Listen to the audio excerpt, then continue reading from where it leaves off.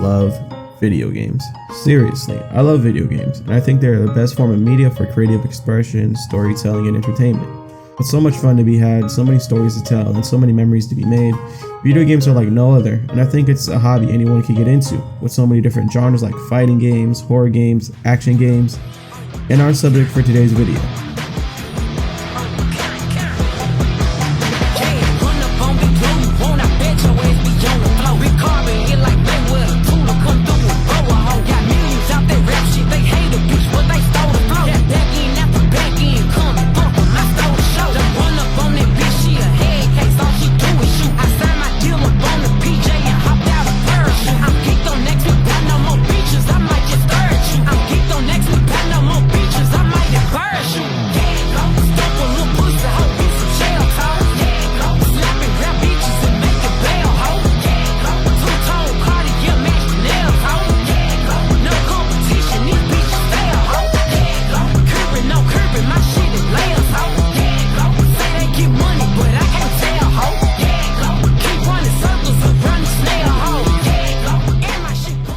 Indie games.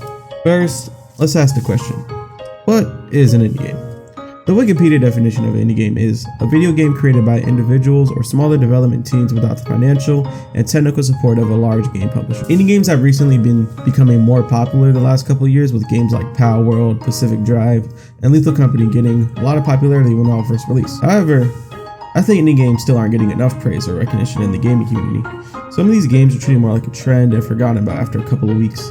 No one talks about them. Some of the best games you've played or haven't played yet are probably indie games. From exploring Hollow's Nest and Hollow Knight, fighting the Moon Lord in Terraria, or even trying to escape Hades in, Hades. I truly think indie games are the best of the best when it comes to gaming. They are so unique, fun, and not packed to the absolute fucking brim with microtransactions.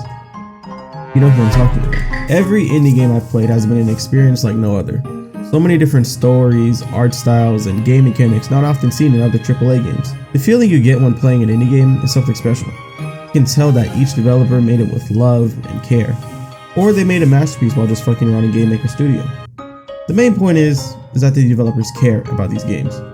Not to mention, some of the best games of our generation have been or still are some independent games made by one or few people. We have Undertale, probably one of, if not the best game of 2015, Minecraft, which took the world by storm and is the #1 most selling game of all time, and Five Nights at Freddy's, a game made by one man and instantly turned into one of the biggest gaming franchises of today, with multiple sequels, spin-offs, books, and its own damn movie. But why don't indie games get the attention/recognition they deserve? Is it because they don't look fun? Oh, they're really fun. And can you honestly tell me this doesn't look fun? Is it because they don't advertise themselves well? That is a possibility, and it is hard advertising your game when you're a college student with no idea what you're going to do when you graduate or worrying about college debt. But I don't think it's that either. I think it's your fault. You, the player's fault. Why, you may ask as you write your 1,000-page hate comment? It's simple. Most people aren't willing to give new games, especially indie games, a try, unless they hear other people playing and want to get on the hype train, or they're willing to branch out their gaming catalog, or get really bored and browse through the games that are on sale. I'm not saying I'm innocent in all this either. I've only really started getting into indie games about a year or two ago, and I'm glad I've been giving them a try. Some of them have given me the most fun I've had in any other game. Just don't look how many hours I have in Terraria. There are 3 things that make indie games stand out more than AAA games: affordability, uniqueness, and community. Quick credit to Vortex, he's or I got the abbreviation for him, but go check out his video, it's actually really good and he's really underrated. But enough wasting time, let's get started. The Goodness You're Here is an indie game that came out recently on Steam.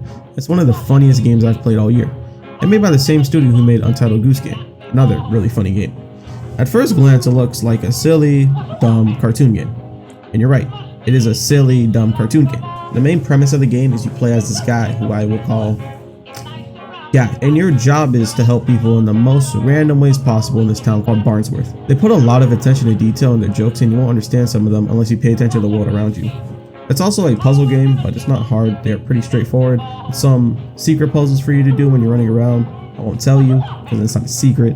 Find them for yourself. It's normally $20, but it's on sale right now for $17. Probably not anymore though, because I took forever to make this video. But it's under 2 hours long, so if you buy it on Steam, you could easily get your refund. And it's funny. Who doesn't like funny stuff? I don't have a whole lot to say about this game, because it's pretty straightforward. and it's well worth your time and money. So, you know, maybe you just give it a try or something. Have a Nice Death is a roguelite indie game made by Magic Design Studios. This is a relatively new studio made back in 2016, and Have a Nice Death is only their second game, and this game is fire. In this game, you play as Death, and Death has a problem. He doesn't want to be Death no more. So what do you do when you don't want to kill people anymore? Hire some demons to do your job for you. Then Death had another problem. They were killing too many people. So we are tasked with a task that tasks us to defeat these demons so that everyone in Death Inc. can stop being overworked and stop having so many people dying. Like I said before, this game is a roguelite, which means when you die, you come back to the start, and each run won't be the same as the last. You'll have different stats, weapons, and abilities, and your job is to make do with what you get, and make it to the end of the game. You have a wide selection of different style scythes to use with different combos, stats, and special abilities, called Frenzy.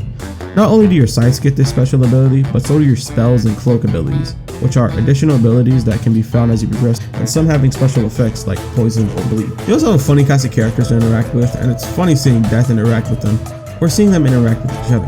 I think the funniest interactions are between Death and Harriet. Harriet is always repeating herself, and you can tell Death is just tired of this shit already. The game is $25 on all platforms, except Nintendo Switch, which is $40 on there for some reason. I personally believe it's well worth your money, but if you want, you can wait till it goes on sale and get it for like $15 or $20. Real quick, before we talk about the last game, this video would have come out a lot sooner if I wasn't too busy playing this game, and I could honestly make a whole video about this game because it's just that fun and amazing. Cult of the Lamb is a game made by Massive Monster, and quick fun fact, this game came out on my birthday. In Cult of the Lamb, you play as a lamb. Start the game and now you're dead. Oh wait, we're alive. So we are saved by the one who waits. At a price, of course. They give us a task to start a cult so that we can grow powerful and defeat the other bishops in their cults. We have Leshy, the Bishop of Faith, Piquette, the Bishop of Famine, Calamar, the Bishop of Pestilence, and Spider-Man, the Bishop of Great Power and Responsibility. At first glance, this looks like a cute and simple game. And that is partially true. This game can go from cute and fun to, what the fuck is that thing? There are two sides to the gameplay for this game. The cult side, where you're taking care of your followers, building stuff to improve your cult, and other stuff like having rituals. You can even name your followers Kendrick and Drake and make them fight each other. That alone is a reason to buy this game. Then there is the dungeon crawler / roguelike aspect. Both sides work together and benefit off of each other. You can go into dungeons to get resources, build more stuff for your cult, and get new members. You build stuff in your cult to become more powerful in the dungeons and unlock new abilities and weapons. And when you aren't tending to your cult or killing other cultists, you can explore the areas of the map to buy stuff like cultist forms, new tarot cards, or do quests for other cults. There is a lot I want to talk about with this game, but like I said before, I could make a whole video about this game, and I want to try to give you bite-sized pieces of information so you guys can experience these games for yourself without giving too much away about them. The game is $25, and it does go on sale from time to time, and it's also just got recently added to PS Plus, so if you have a PlayStation, you could also just get it on there for free. Out of all the games I've mentioned today, I highly recommend you play Cult of the Lamb. It's not just a one and done thing either. The developers are still adding new content to this game with new rituals, new ways to tend to your cult, and they recently added co-op so you can play with a friend. And I could not count the amount of times I thought this game was over, but they just throw something new at me. But that will be it for this video. And I'm thinking of turning this into a mini series and introducing some new games for you guys to try out. But let me know if that's something you guys want. If you like this video, make sure to like, subscribe, turn on post notifications, all that good stuff. And without further ado, I'll see you on the next one. Peace out.